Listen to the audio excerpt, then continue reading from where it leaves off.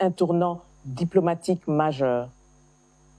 Pour mieux comprendre les enjeux de cet accord, les conditions de sa mise en œuvre et la vision du gouvernement congolais pour la paix durable, nous recevons Madame Thérèse Kaikwamba-Wagner, ministre d'État et ministre des Affaires étrangères de la République démocratique du Congo.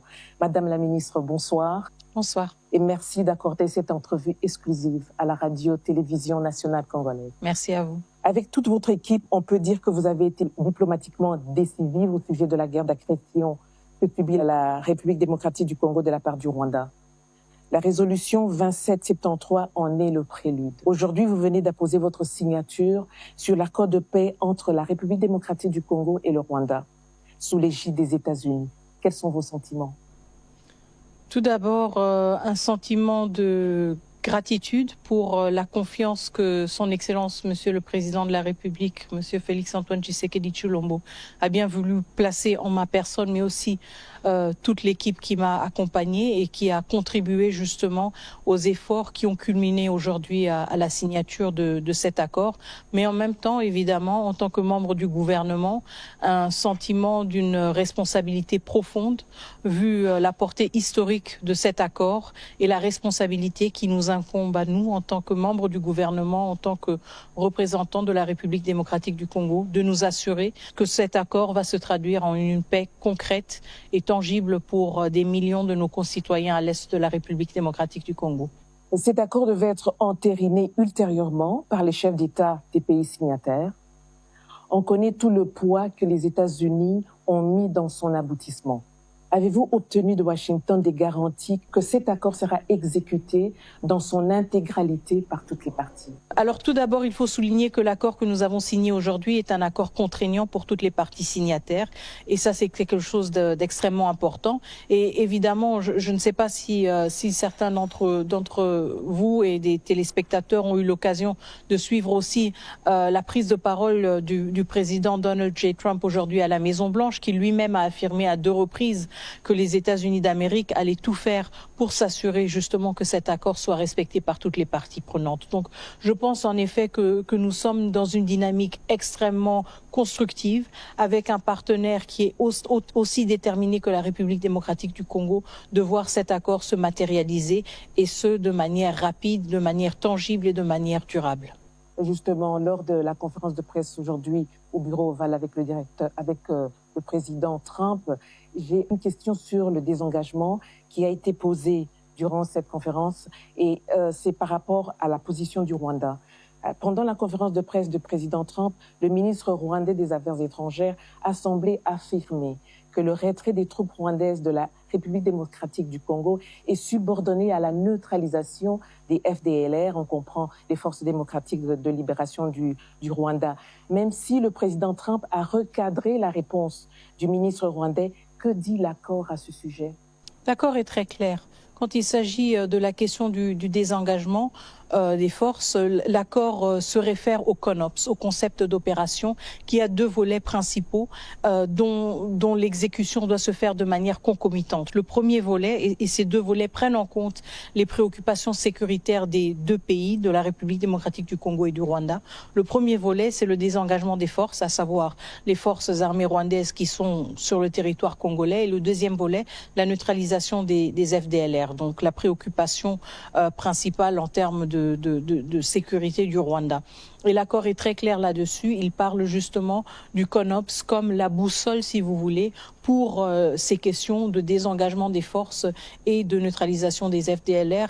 Et le CONOPS est un document extrêmement détaillé, justement, qui explique de manière très minutieuse comment procéder justement à ce désengagement des forces et à cette neutralisation et comment aussi en assurer la concomitance pour que les préoccupations des 2 pays soient prises en compte de manière continue, mais aussi de manière égale. Madame la ministre, beaucoup d'eau a coulé sur le pont avant la conclusion de cet accord. C'est d'ailleurs ici le lieu de féliciter justement l'engagement des États-Unis, mais aussi d'autres partenaires comme médiateurs dans cette crise entre la République démocratique du Congo et le Rwanda. On pense notamment au Qatar, à l'Angola et au Kenya, pour ne citer que ces pays. Cependant, certaines voix s'élèvent pour dénoncer une paix obtenue au prix du bradage des minerais stratégiques de la République démocratique du Congo au profit des États-Unis. Que répondez-vous à ce genre de propos? Alors, s'il y avait eu bradage, s'il s'agissait justement de vendre, comme certains le disent, nos ressources au prix de la paix, je pense que nous aurions commencé avec une séquence tout à fait différente. Nous aurions commencé justement à vendre.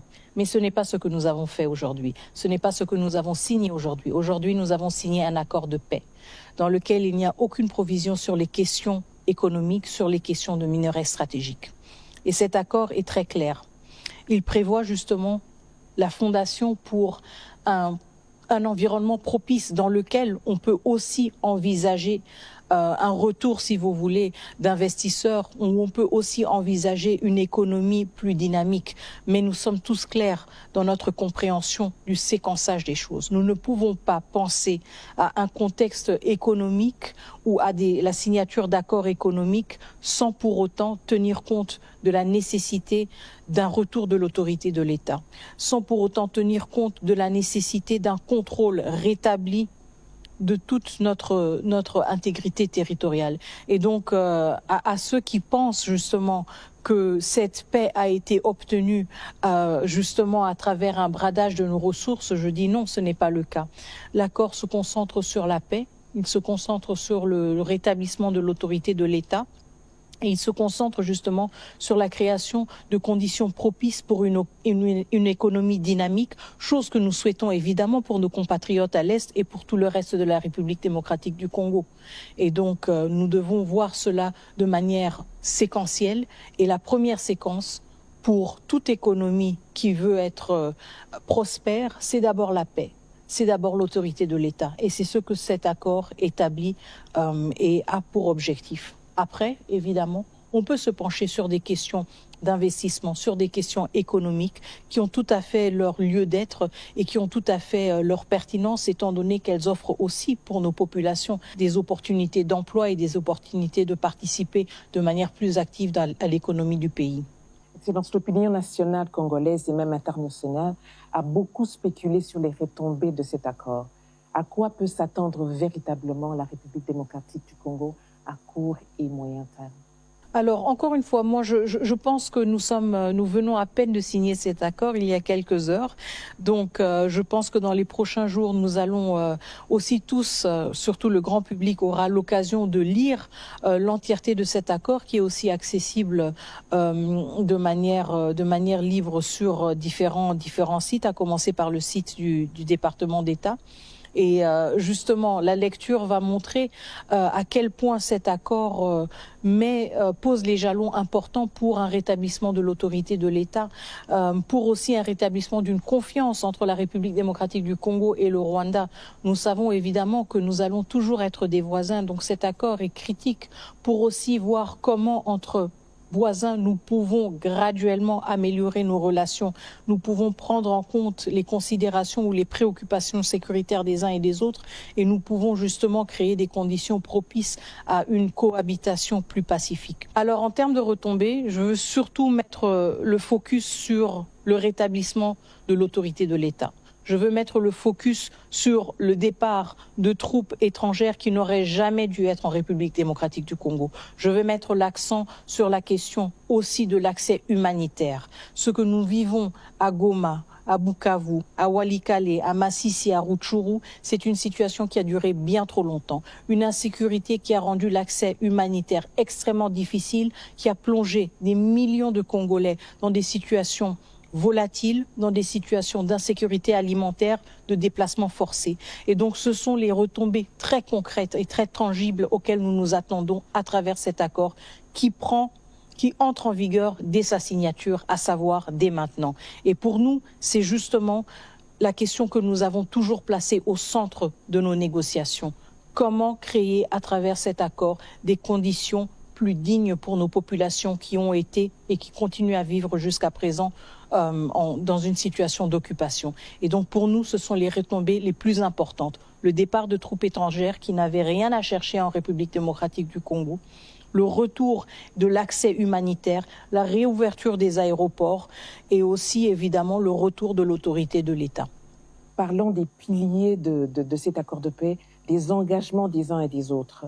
Quand l'accord parle du respect de l'intégrité territoriale de la République démocratique du Congo ou encore d'une intégration conditionnelle des groupes armés non étatiques, il est important de clarifier ces deux concepts afin d'apaiser les Congolais sur les malentendus qui peuvent être mal interprétés. Que devrait-il retenir en gros de ces engagements-là, de ces deux piliers qui font partie de cet accord de paix?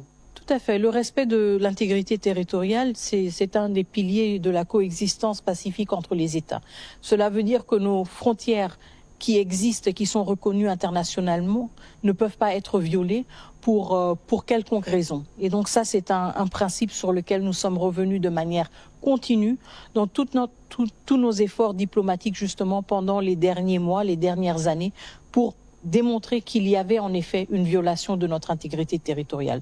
Le deuxième point, là où il s'agit justement de cette intégration conditionnelle et d'éventuels membres ou ex-membres de groupes armés, il est très important d'entrer dans le détail de l'accord qui parle justement du fait que l'intégration, si intégration il y aura, se fera au cas par cas. Nous avons tiré les leçons du passé. Nous avons appris de nos erreurs, des erreurs dans lesquelles nous avons traité tous les membres ou tous les ex-membres de groupes armés comme un groupe homogène. Or qu'il y a des nuances. Il y a certains qui ont eu des responsabilités, il y a certains qui ont pris des décisions et ces décisions ne peuvent pas être juste oubliées comme si de rien n'était. Encore une fois, nous, en tant que gouvernement congolais, avons un devoir de redevabilité envers notre population. Et nous devons nous assurer justement de ne plus créer des situations dans lesquelles le comportement violent à l'égard de nos concitoyens est récompensé ou est juste effacé comme si de rien n'était. Et c'est pour cela que nous parlons d'une intégration conditionnelle. C'est pour cela que nous parlons d'une analyse au cas par cas, pour nous assurer justement que nous tenons compte de la trajectoire, si vous voulez, des individus, des décisions et des actes qu'ils ont posés ou qu'ils n'ont peut-être pas posés. Et donc que nous donnons à cet effet justement une plus grande chance à la paix et à la stabilité en tenant compte de ces responsabilités individuelles. Plusieurs fois, le Rwanda a justifié ses multiples incursions en République démocratique du Congo sous divers prétextes, en dépit des accords et des cadres de concertation existants. On sait fondamentalement qu'il existe des velléités expansionnistes et des raisons économiques derrière cette guerre imposée à la République démocratique du Congo. Quelles sont les garanties que le président rwandais Paul Kagame va s'y conformer? Et dans la même foulée, je pourrais dire, quelles seraient les sanctions prévues en cas de non-respect de cet accord? Bon, l'accord ne prévoit pas un catalogue, si vous voulez, de sanctions explicites qui dit si tel article n'est pas respecté, voici la conséquence. Mais en même temps, encore une fois, n'oublions pas que nous avons signé cet accord avec ou sous la facilitation des États-Unis d'Amérique. Donc un pays qui quand même a pris la décision de mettre tout le poids de son appareil diplomatique derrière ce processus de paix. Et ça pèse énormément.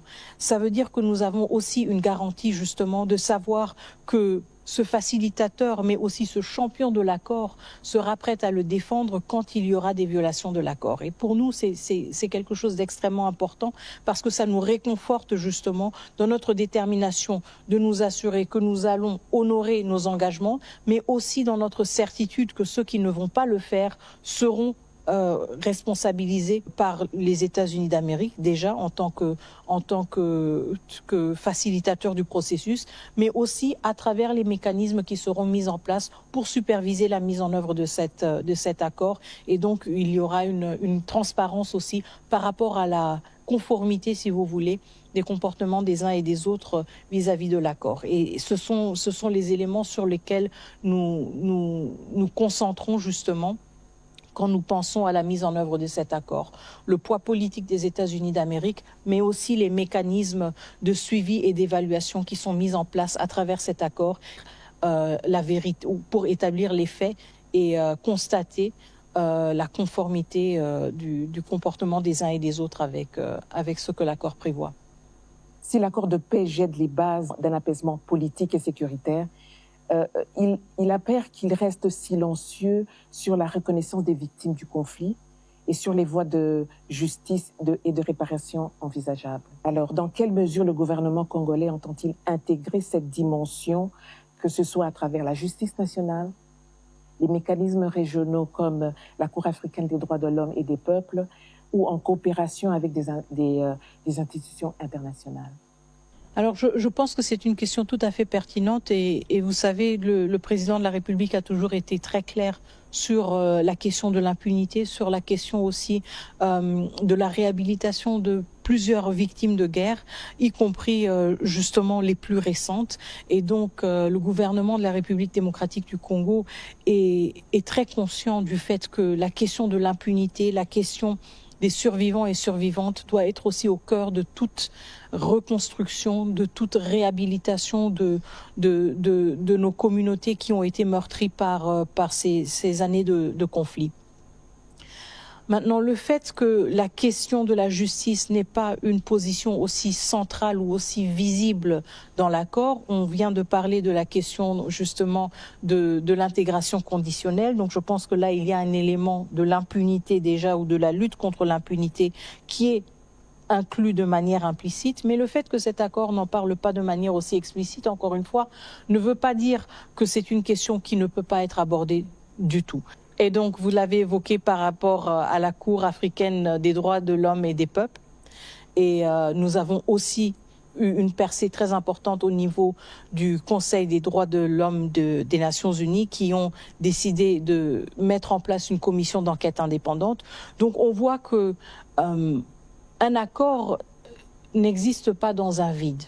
Il existe dans un écosystème, si vous voulez, d'efforts complémentaires qui contribuent à bien asseoir justement la mise en œuvre de cet accord.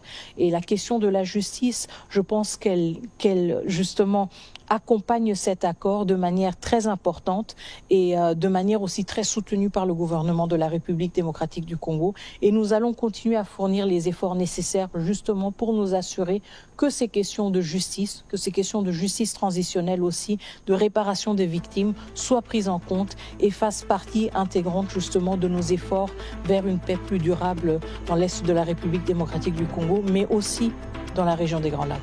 Excellence, Madame la Ministre. Merci. Merci beaucoup, Madame.